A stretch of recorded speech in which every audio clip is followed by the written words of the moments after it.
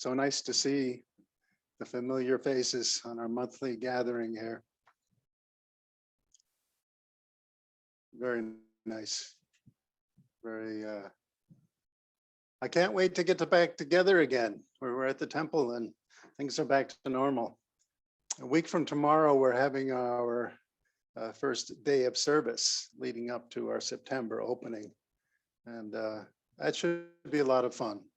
Don't be afraid. I don't think it's going to be we're not going to be breaking bricks out in the parking lot. It should be something a lot easier for all of us. And I'm sure the fellowship and just gathering together and a little bit like the temple picnic, I think, a little bit of service thrown in.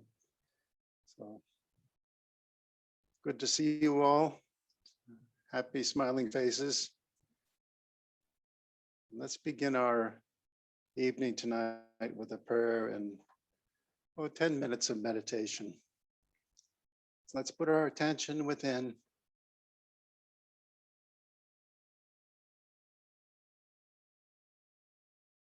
Even though we're separated and we're joining in from different locations, let's feel like we're together in this meditation and that we're united in our efforts.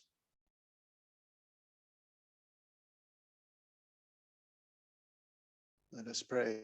Heavenly Father, Mother, friend, beloved God, Jesus Christ, Bhagavan Krishna, Mahavatar Babaji, Lahiri Mahashai, Swami Shri Yukteswar, and our Guru, Paramahansa Yogananda. Saints of all religions, we bow to you all. Divine Mother, teach us to find thy presence through our deep meditation and through our yearning and love for thee. Bless each one of us that as we turn our attention within, we find thee ever blessing and guiding our lives. Om. Peace. Amen. So let us sit in meditation, invoking the presence of Divine Mother of Guruji, offering our heart's devotion at their feet.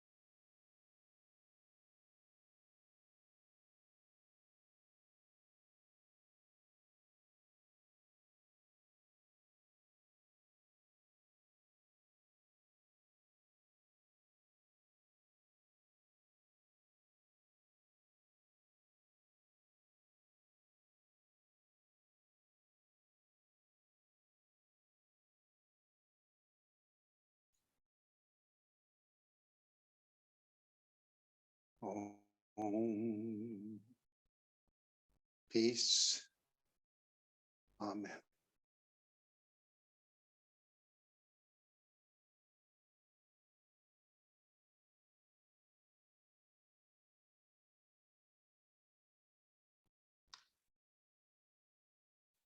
Well, hello again.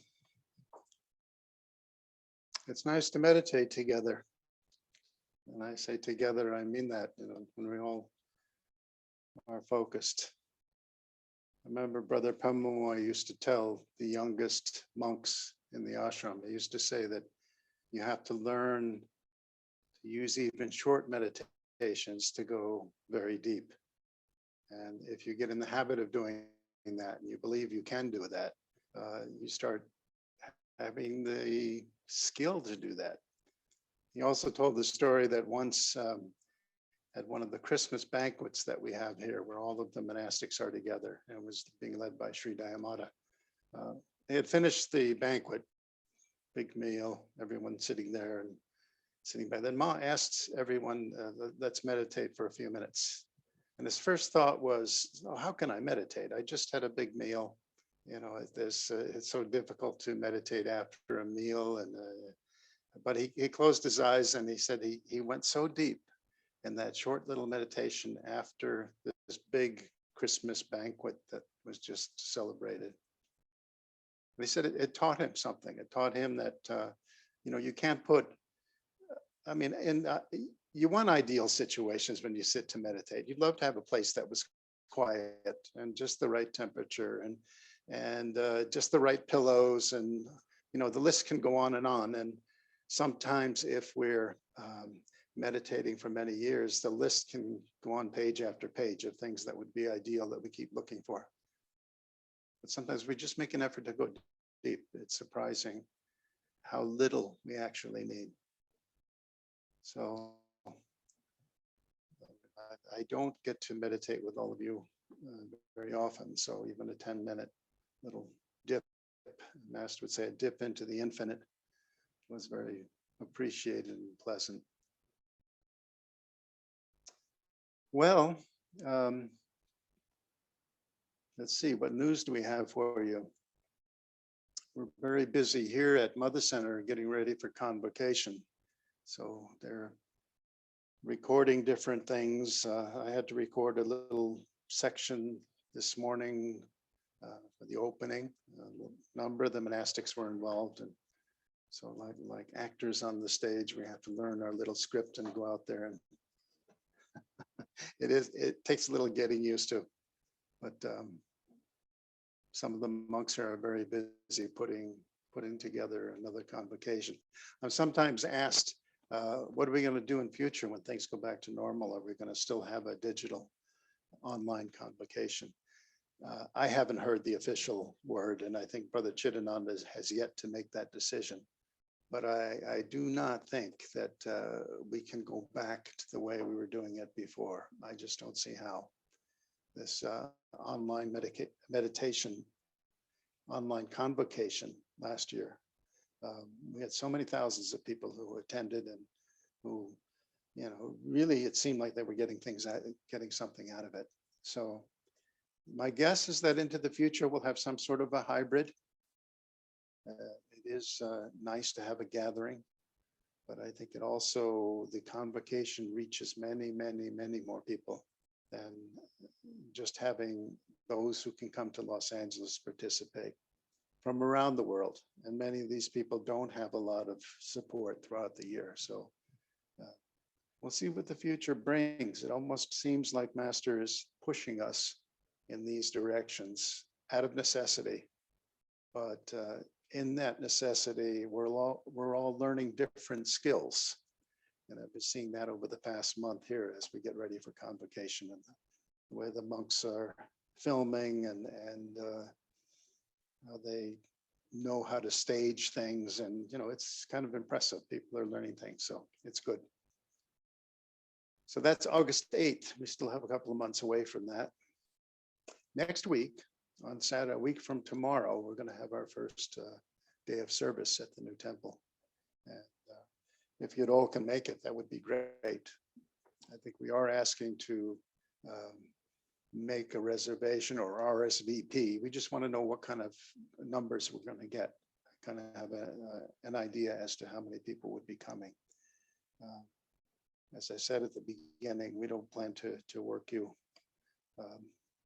you know, doing tremendous. Let's face it, we're all a little bit longer in the tooth than when we first acquired Richmond, and some of you were actually there helping in Richmond, but I don't think that kind of help can be sought out in the congregation we now have.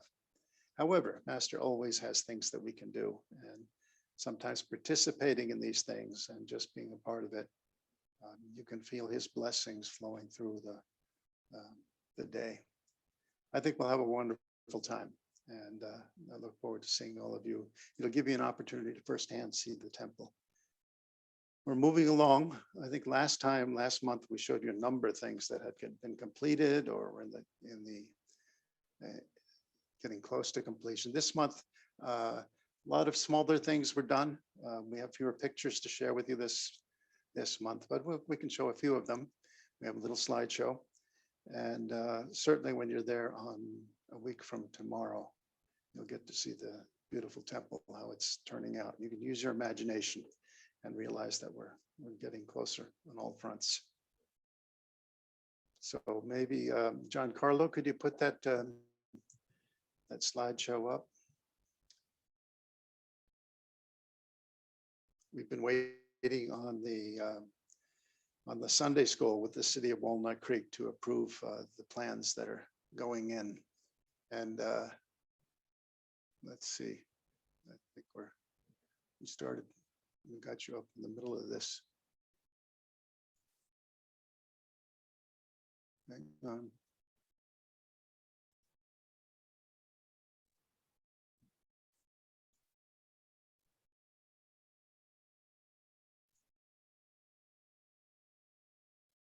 I don't know how to do this.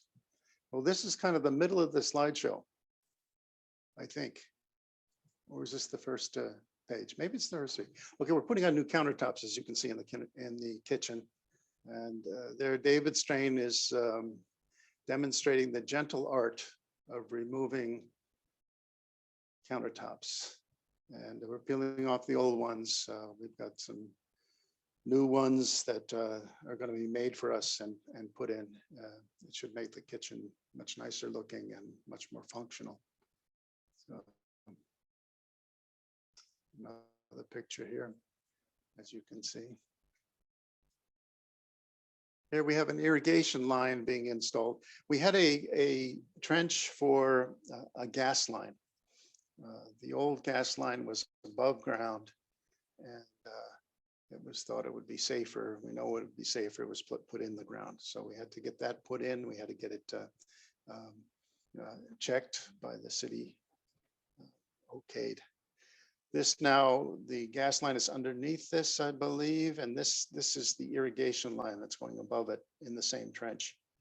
So this will allow us to install a sprinkling system down the lower part of the property around the minister's house and also in other places down there. Here you can see it. This is the minister's house. The left-hand picture shows it going along the minister's house in the backyard there, and it goes around the house, and you can see the sprinkler heads popping up there. So this will be a nice addition. You won't have to do things with a hose down there. Okay, here's Paul Ryan. He's sorting out audio visual equipment. We've gotten a big screen, 85-inch television screen that we're going to be putting on the wall in the social room, and this will be for overflow.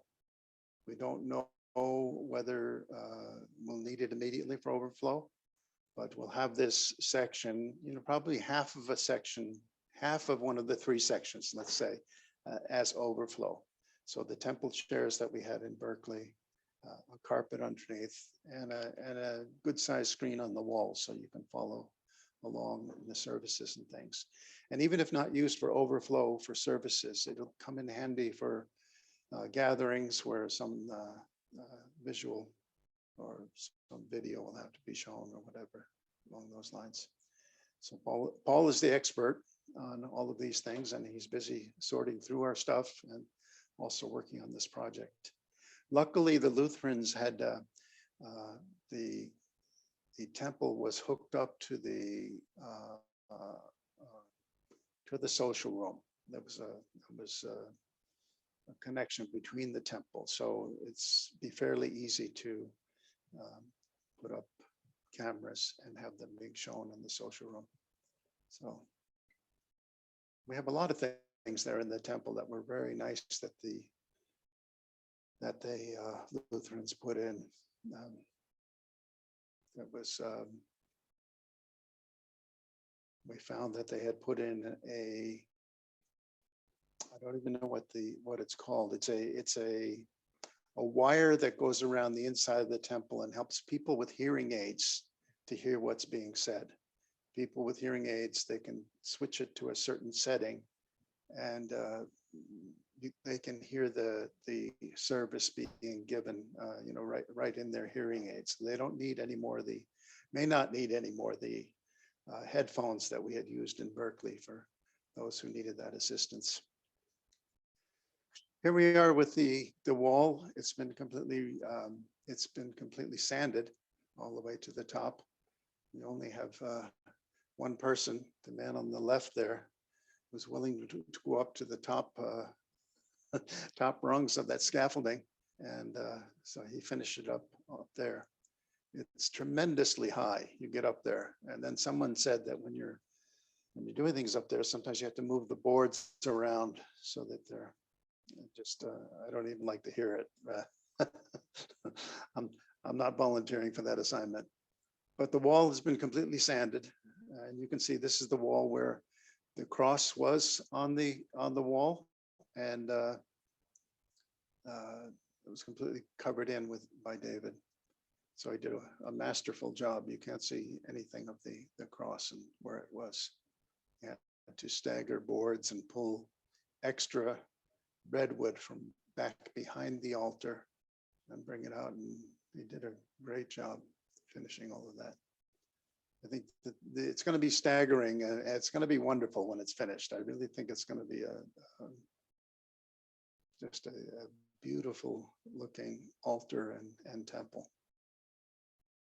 That's David Strain, and the fellow, I think Jose, I think is his name. He works for Martin Fink and his company, and he's been instrumental. They say he's somebody can work from all day long, and he just never seems to tire, and is really a quality workman. So it's these unsung heroes are helping us getting things done at Berkeley at the new Bay Area Temple, and we deeply appreciate their help. Yeah, there it is, Dave Strain and Jose.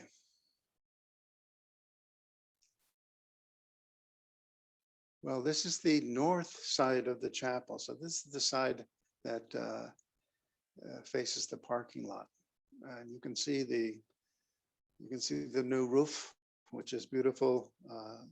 The pillars, which were aluminum, just clad aluminum, they've been painted. You can see how nice they turned out, and the drainage. What is that called? That's called the thing that runs along the roof line, catches the rainwater and funnels it off to the side. That's also in, but it's changed so much. I remember very clearly because I looked at it so much, what we inherited, and this has completely transformed the building. Really beautiful, a real stunning building now for a temple. And we still have to, of course, landscape this side area. These things will happen over time, but the major things are getting done, which is very, very exciting. On the right-hand side, we're back by the back of the temple, looking toward the street.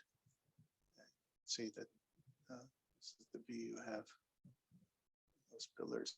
And to the left there, that's the garden area between where the parking lot is on the other side. Very nice. Yeah, here we are. Shiva Shankar and Shobha, his wife, they helped out in painting in here, much to Giancarlo's happiness.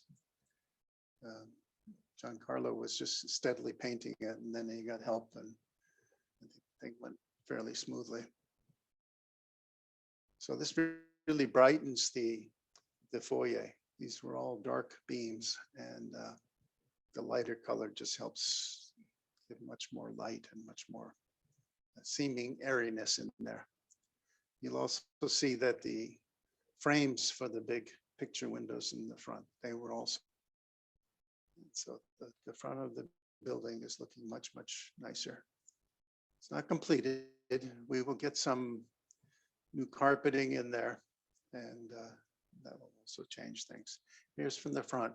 You saw last time that we had painted the upper portion to this off-white.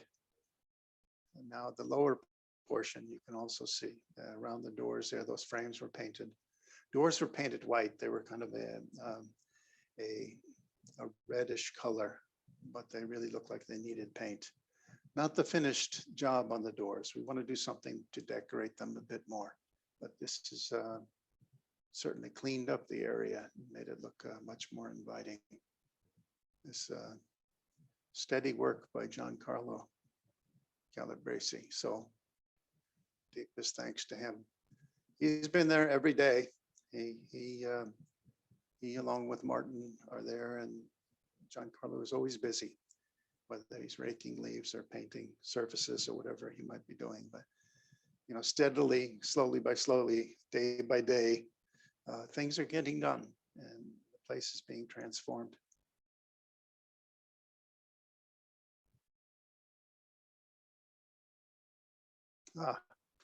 And a sunflower. This is a sunflower that's growing down by the minister's house. So to be continued. You'll see all of this when you come on Saturday.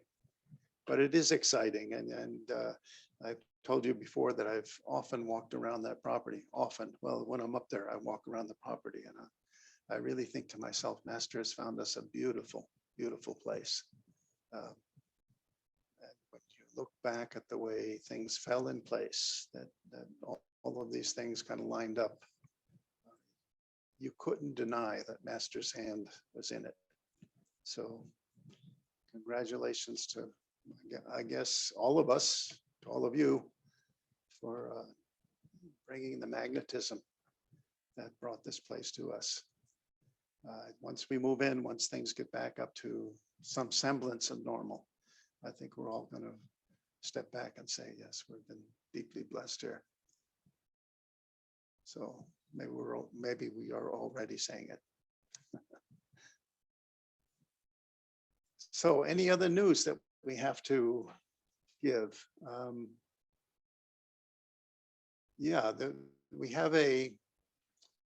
We were helped for quite a while by Nazneen Mistry, who was helping with writing checks there at the temple. And now she had to step down with other responsibilities. And Rebecca Snavely Saleo has taken over that assignment. Rebecca, many of you know her. She's now going to be the temple check writer and assistant to the temple treasurer, who is Crystal. So Rebecca, she lives out there in Walnut Creek, and she recently told me that she and her husband were seriously thinking about moving down to San Diego County, getting close to Encinitas Temple or something, because they felt like they were just too far away from things. And then we purchased this temple on Buena Vista Avenue, the street that they live on. She's a mile down the street, on the mile away on the same street. And so she told me that they then figured that Master had other things in mind for them. So Rebecca, very, very nice lady, and someone who's close by. So if you have checks to be written to you from the temple for expenses and things, they have to go to Rebecca now. And you can ask Giancarlo how to do that. I know the broad details, but I don't know the small little things. So, anything else? No. I thought we've been successful in reading these letters from Daya Mata, and I'm not getting any complaints from people. So I thought, yeah, it's as good a thing as we can do on these monthly gatherings. As I explained before, when you read something of a saint, or when you put yourself, when you think deeply about a saint and walk in their shoes, so to speak, you cannot help but feel uplifted. And I've always found that these letters that Daya Mata wrote back in the 1950s and 60s when she went to India, they really possess that power, that you read them and you start experiencing what she experienced. I find them very uplifting and very, very positive on the consciousness. Master says, he's got a quote which says, concentration on great books, great men, great problems, great doctrines, great facts and their lessons cannot but produce high thinking. Cannot but produce high thinking. And I think this is a very clear example of that. Well, we're concentrating on great men and women, concentrating on great books. She was a remarkable, remarkable soul. And a couple of months ago, the monks were asking me, some of the younger monks were asking, well, tell some stories about Daya Mata. You know, there are many, not many, but the younger monks, the newer generations of monks, they didn't grow up around these saints that my generation had and all of us who have a few years, who knew, you know, who we spoke with them, we saw them, we got messages from them. And certainly Daya Mata was at the top of the list, in all great, but they were all very, very inspiring. I told these younger monks that Swami Shamananda from India, he came over at one point and he was staying here at Mother Center, and he was out walking in the evening on the main drive here at Mother Center, and some monks were with him, and he stopped in front of the main building, the administration building, and he pointed up to it and he said, you know, there are more saints living in that building than I've seen in all of India. And this was someone who spent most of his life, you know, searching, looking around, going, following up saints, looking for saints. And finally, in the end, he, you know, he came and he met Daya Mata, and that's how he started following Self-Realization Fellowship. But his comment that there are more saints living in that building than I've seen in all of India was very, you know, very inspiring and quite a good reminder to all of us. Makes sense. You know, Jesus had his 12 disciples, and Master, he likewise, he chose carefully in the astral who he wanted to come to and incarnate with, because he knew he had a big mission. And with Daya Mata, we wouldn't have the teachings today if she had not so dedicatedly and faithfully and unrelentingly taken down all of the things he said. Most of that would have been lost to history. Most of that would have gone up into the ether and been forgotten. She took down his lectures. She took dictation from him. Whenever he spoke with devotees or disciples, even in small groups, Daya Mata said she would grab her notebook and she would copy down what he was saying. And it was that diligence that really, you know, gave us the teachings that we have today. After she passed, I'm telling you these stories, but I told them before, so forgive me. I don't know who I tell them to, so I just keep repeating them until I see the exasperation on people's faces, and then I quit. After Daya Mata passed, Merlini Mata, we went to Merlini Mata because we wanted to put up a display in the main hall. We had some ideas. We wanted to get permission from the president, or just to get the okay. Are we on track here? And we had a little display case in the middle, and we told her that we were thinking of putting some items in there that belong to Daya Mata, to kind of, most of it's going to be pictures, but we'd have some items. And Merlini Mata said to us, she says, okay, you can put some items in, but they should be about her greatest contribution to Self-Realization Fellowship and to Master, and that is recording his words. In her mind, of all the things she accomplished, and she accomplished a lot. You know, she led this work for over 50 years. She really formed the monastic orders. She brought people together. She really laid a foundation for SRF for the generations to come that was very solid. But of all of those things, it was hoarding of Master's words, because that's what's going to live on for the generations. What the Master gave to the world. And, you know, even when he was giving it just to 1 or 2 or to 10, Daya Mata had the foresight just to say, no, this is important, and she would write it down. And those things have been transcribed through the years, and you know, are really the teachings. So back to the letters. These were written by her in 1958. She wrote them back to the ashram, mostly to let people know what she was doing. I also think it was Ma's way of keeping everybody pointed in the right direction. You know, she goes away for a while, and you know, the cat goes away and the mice will play, I think they say. So this probably applies to all of the ones left behind. So we left off with her going to the Tarakeshwar shrine, and remember she was healed of a rash that she had on this trip, and when she got back to the ashram, she realized it had been healed. So she said, after our visit to the Tarakeshwar temple, this is on October 27th, 1958.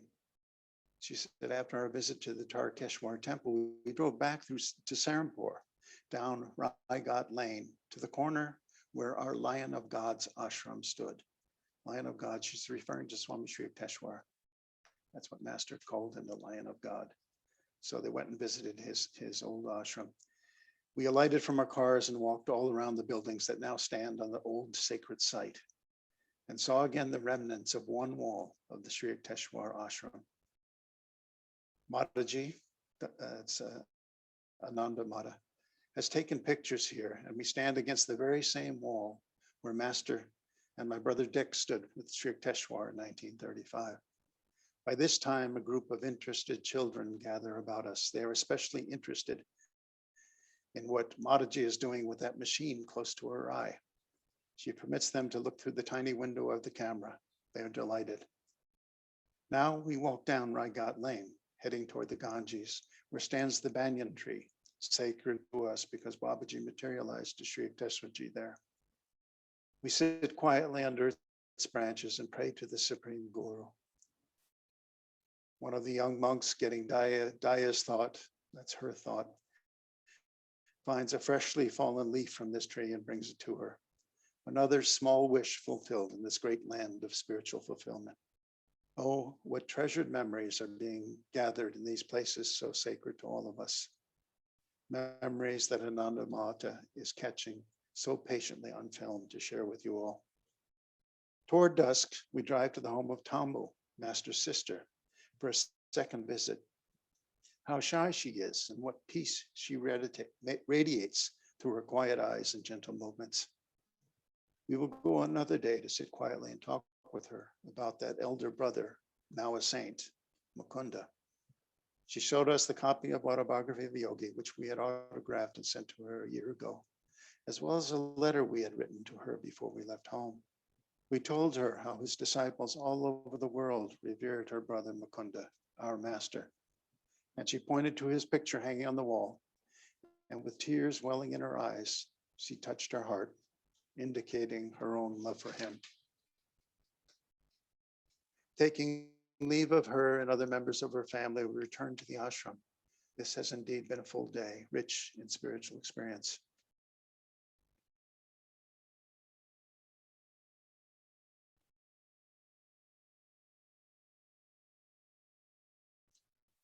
And the next day, skipping a couple paragraphs here, she said, in the evening, we attend the regular service at Tulsi Yagoda Ashram. These services are always conducted by a Swami there, beginning with a chant that sometimes he sings with his beautiful voice. Other times, one of the other devotees here sings. Then one reads from Master's books.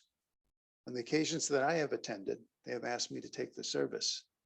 This evening, I read from one of Master's talks on karma yoga, reminding them that our Guru taught that we should give everything to God, that instead of saying and thinking, I, morning, noon, and night, we must think, Lord, Lord, Lord, you are the doer. All that I own and all that I am belong to you. These are receptive devotees of our Master, eagerly drinking in his words. Grateful am I to serve them his blessed words.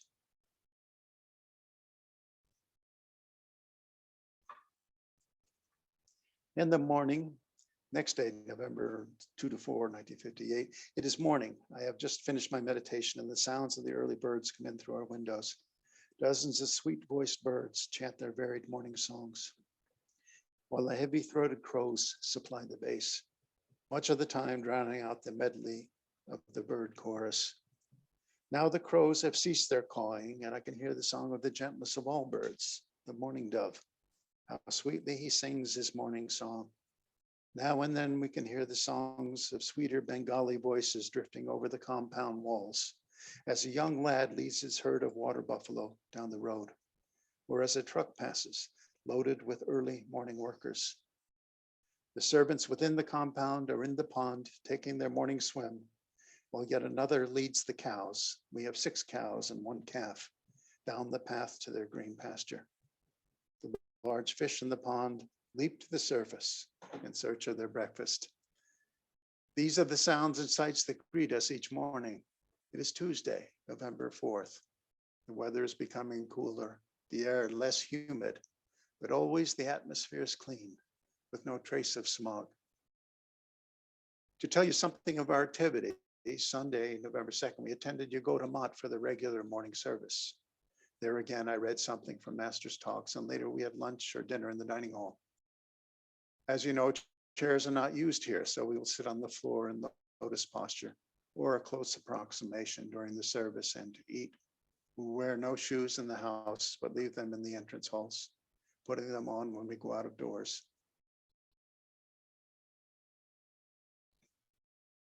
Sunday evening, we drive to Howrah, across the Howrah Bridge, to Sri Guru Dham Ashram of Brahmachari Anilananda, disciple of Moti Lal Babu. There's some 70 centers of this society, which have been established in the area by Anilananda. In the past, this society has become affiliated with Yagoda Satsanga. For both Motilal Thakur, teacher, and our own blessed Guru were brother disciples of Sri Yukteswarji. When we arrived at the ashram in Howrah, conches were blown and large blossoms were showered upon us as we alighted from the car. We were led to the top floor of the ashram. Entering the prayer hall, we saw at one end of the hall a most beautiful shrine covered with red and white blossom and lighted with lights such as we use at Christmas time. We are entering the Diwali season when such lights are displayed. There on the altar were photos of Babaji, the Hari Mahashai, Sri Yukteswarji, Master, and Moti Lal Thakur and his saintly wife, as well as a photo of Brahmacharya Nilananda.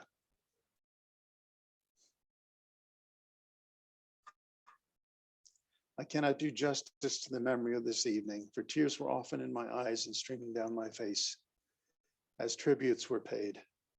The memory of it will remain forever, reminding me of my own unworthiness and encouraging me to become better and better.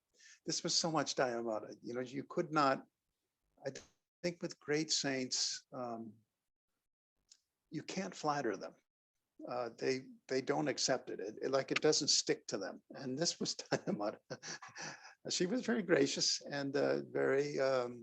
If someone says something nice to her, she was very kind and very appreciative. But it meant nothing to her. There were instances where I looked at it and I said, "Boy, that is so unusual." She goes on to say, "I spoke and was again asked to chant the song to Divine Mother. In speaking, I mentioned the world was ever more conscious of God and of yoga because of the coming to the West of Master, of the tremendous desire to seek God also. And I reminded of the tremendous spiritual example he was to all of us, which ignited within our hearts a burning desire to seek God also."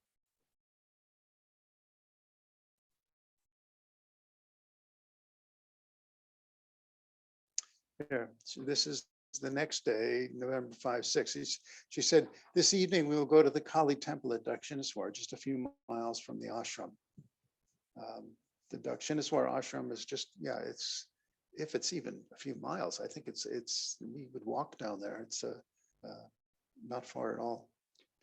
She said, we have the wish to meditate where Master sat, looking toward the Kali image. And this is where he changed his brother-in-law. He went and sat and prayed to Divine Mother, and the brother then changed on the spot and became a very saintly person. It's an autobiography. We have the wish to meditate where Master sat, looking toward the Kali image, and then to sit in the little room of Sri Ramakrishna and again meditate. As we enter the temple compound, dozens of alms seekers come forward asking aid, while others urge us to leave our sandals in their charge for a small fee. We select a boy, give him our slippers, and then enter the temple grounds. Before doing so, I feel a slight tug at my sari, and looking down, two great brown eyes gaze into mine. They belong to a wee little boy of about 1 or 2 years, naked, who was asking for some help. We usually carry coins with us to give to these children who remain near the temple grounds. We long to be able to help them even more and to give them some of life's opportunities, which they may never know. We walk across the cemented grounds of the temple, up some steps, and stand with bowed heads before the image of Mother Kali. We make an offering to the priest in charge, and he soon appears with prasad wrapped in a large leaf. After handing it to us, he then puts a vermilion mark on our foreheads. We stand in silent prayer a little longer, then walk down the steps straight ahead to the large portico and sit between the large columns on the exact spot where our divine Gurudev sat when he had his vision of Divine Mother. Long we remain in meditation there, forgetful of time and body, hearts a hunger for even a little drop of divine nectar from the blissful Mother. Tears slowly found their way down the cheeks of these devotees as they knocked again and again at the door of meditation, calling to the Mother Divine within. Her response, the tenderness of her caress, so fleeting, so penetrating. This is reality. All else is unreal, part of the decaying dust of Maya. Bowing before the image of Mother Kali, caressing the stones where Gurji once sat in Samadhi, we walked across the square to the room of Sri Ramakrishna, where we sought out a remote corner to meditate. There are many devotees meditating here in silence, while a group of men sit together chanting to Kali and Ramakrishna. We do not understand their words, but their feelings of devotion and divine ardor are shared by us. And again, we are absorbed in meditation. 2.5 hours pass like a minute, and then we depart. Our driver has been waiting long for us at the gate. Thus ends another memorable day in India.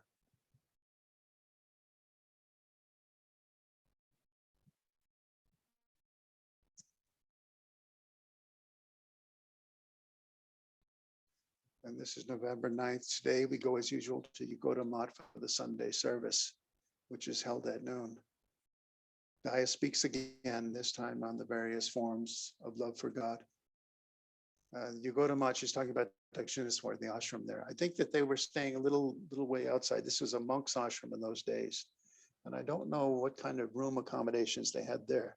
In later years, they built another ashram on the grounds. The monks moved to that, and the main building, when the Mas would visit, the monks would move out to another section of the ashram and they would have that building to themselves. But I think in the early years that was not possible.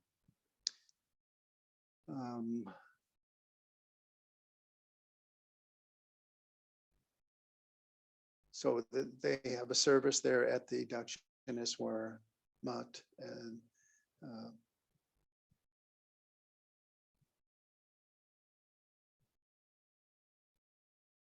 she says there's much work to be done here in India for our beloved YSS, and we find many receptive hearts drinking up his divinely inspiring words. She goes on to say, later in the afternoon, one of the monks there takes us to the home where Panchu Didi now resides. Panchu Didi may not be known to you, but she's a distant relative of Master's, widowed when but a young girl. She came into Master's father's home to look after the young Mukunda and his brothers and sisters after the passing of their beloved mother. Panchu Didi remained in the household until about 1941 and now resides with her younger brother. She's about 81 years old now, slight, with bright, smiling eyes. She clasps our hands and holds them to her, pointing to the picture of Master which hangs on the wall. She does not speak English, but it is not difficult to understand her meaning. Love for the lad Mukunda was never forgotten her through all these years. We have asked her to try to recall stories of Master's youth, so that when we meet again, we may write them down. Jayananda Mata takes pictures of Panchu Didi. Well, Prabhasta recalls some of the pranks he used to play on her. I guess Prabhasta was a boyhood friend of Master, and he used to tell Panchu Didi that Master was on the way over to the home and that she had to get up and start cooking. And then before she got started, he would tell her that he was just kidding. So I guess that was a prank. Before she got too far along in her preparations, Prabhasta would suggest she wait a little while he went in to see if Mukunda was almost home. Mukunda was nowhere in sight. Prabhasta tells us of another story, this time of Master's father, who, as most of you know, was a very exacting man and a wonderful mathematician. Prabhasta, having lost his own mother at a very early age, came to live in the house of Mukunda. Mukunda's own mother had also passed away by that time. Bhagavati, Master's father, was used to giving responsibility to the younger ones, such as making one of them responsible for the household funds. This occasion, he placed the funds in Prabhasta's care while he was away. Prabhasta recalls that his mind was rather busy with soccer and other such activities at the time, so they did not keep an accurate record of expenses. Near the time of Bhagavati's return, he sat down one evening and made his entries on the account book used for household expenses. He found he was several rupees short. He quietly replaced them from his own funds, and when his uncle returned, he handed over the accounts to him, feeling some relief. A few days later, Master's father called Prabhasta and asked, "How many rupees did you add from your own funds?" "How did you know?" asked Prabhasta. He said, "Your addition was incorrect. There's too much money here." And he had a smile on his face, on his usually serious face.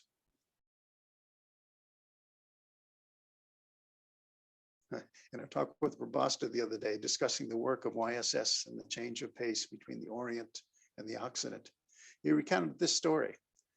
He said an Indian business firm had engaged an efficiency expert to study its operations and help them improve their work. Machines are not very popular here, for it is believed that they deprive several men of a means of livelihood. Upon approaching one office worker, the expert asked him what he did. The reply was, "Nothing." The expert wrote this down in his little book and moved on to the next clerk, asking him the same question. "What do you do here?" The clerk replied, "Nothing." "Well," said the expert, "here is duplication." Ma had a good sense of humor, and when I went to India on one of the trips I was over there, I was encouraged. One time Merlini Mata had said to a few of us, she said, if you ever if you ever enjoy writing a journal, she says, keep one in India, because she says there's plenty there to keep you entertained. And if you have a way of expressing it, she says it's usually pretty fun. Well, I did that at one of my trips, and I sent back notes from India. And on one of them, I was recalling being at the ashram in Ranchi, and they were having a night where there was just a gathering. And I was so impressed by this group of monks coming together and just thoroughly enjoying each other's company. I mean, it was, by Western standards, a very simple evening. You know, they had ice cream. They had one part of the evening where they knew that certain monks told certain jokes well. So they wanted to hear the same jokes that they've already heard again from these people. And they'd call on them, tell them that joke about. So, you know, to me, this is not, you don't see this very often. And one monk stood up and he told this joke, and everybody in the room roared as if they were hearing it for the first time. And in the letter back home, I told the joke. Now, fast forward a year or two later, they were looking for articles for the magazine. Brother Jayananda was in charge of the magazine in those days. And they came across these letters and they thought, well, let's put them in the magazine. You may have seen them. But he had to get permission from Daya Mata first. So he showed these letters to Daya Mata, and she read through them. She called him back up there, Brother Jayananda, and she said, okay, I'll give you permission to put them in. But on one condition, the joke stays. She liked the joke. It was this one that you've probably heard, where the Indian taxi cab driver and a minister die at the same time. They both find themselves at the pearly gates, and there's a big long line there. And the taxi cab driver and the minister, having just kind of left the earth plane, are up there in line. And an angel comes walking up, and he looks at the taxi cab driver, who's kind of a scruffy kind of guy, and he says, come with me. And he takes the taxi cab driver and puts him at the front of the line. And the minister becomes incensed. He looks at it, he thinks to himself, well, here I am, a minister. My whole life is dedicated to God. And here he puts a taxi cab driver up there, and I'm still back here. He calls him over, calls the angel over. He says, what's going on here? He's kind of yelling at him. He said, I'm a minister, and I've given my life to God, and you leave me here and you put a taxi. He said, the angel says, sir, the simple facts are these. He said, when you give your lectures, most of your congregation sleeps. He said, but when that man drives his taxi, everyone in the city prays. And at Ranchi, everybody, all the monks burst out laughing, even though everyone's heard the punchline a million times. The Brother Jayananda told me the story about Daya Mata wanting that in there, and I was so happy she said that, because first, it is her kind of humor. She's self-deprecating. She just loves that kind of I could see her laughing. I could see her saying, Ananda Mata, come here, I want to read you a joke. And she'd read it to her, and Ananda Mata would laugh. But more importantly, just the thought, okay, through telling that joke, through writing it down, I was able to give Daya Mata a little happiness, a little laughter, a little maybe a respite from the tremendous responsibilities that she was carrying. And that to me was really a wonderful feeling inside. So that she laughs at the joke about here we have duplication of the two people who said I have nothing to do. Well, yeah, I think we're out of time, but we can put a marker here and you can look and see what we have next time. I often think that it's gatherings like this, it's not so much what's said, it's the feeling of the people contributing toward it, and the harmony and the love that flows so freely, the divine love, that makes such gatherings valuable and important. This is really the spiritual fellowship that Master talks about, dreams about, urges us to participate in. Yeah. For all of you dear souls from that I remember from our Berkeley temple, and I'm looking forward to seeing you at our new Bay Area temple. I think there is a real feeling of fellowship and family amongst all of us. And for that, I'm very, very grateful. I've learned a lot from all of you through the years. And I look forward to getting together again sometime soon, and hope to see many of you a week from Saturday. So let's have a few moments of silence before we conclude.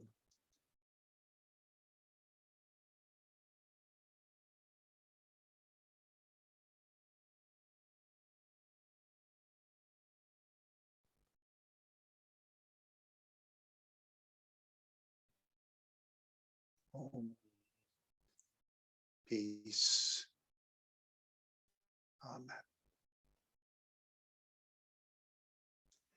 Jai Guru. See you soon. Stay safe. Keep holding on to the hand of Guru. And again, my divine friendship and love to all of you.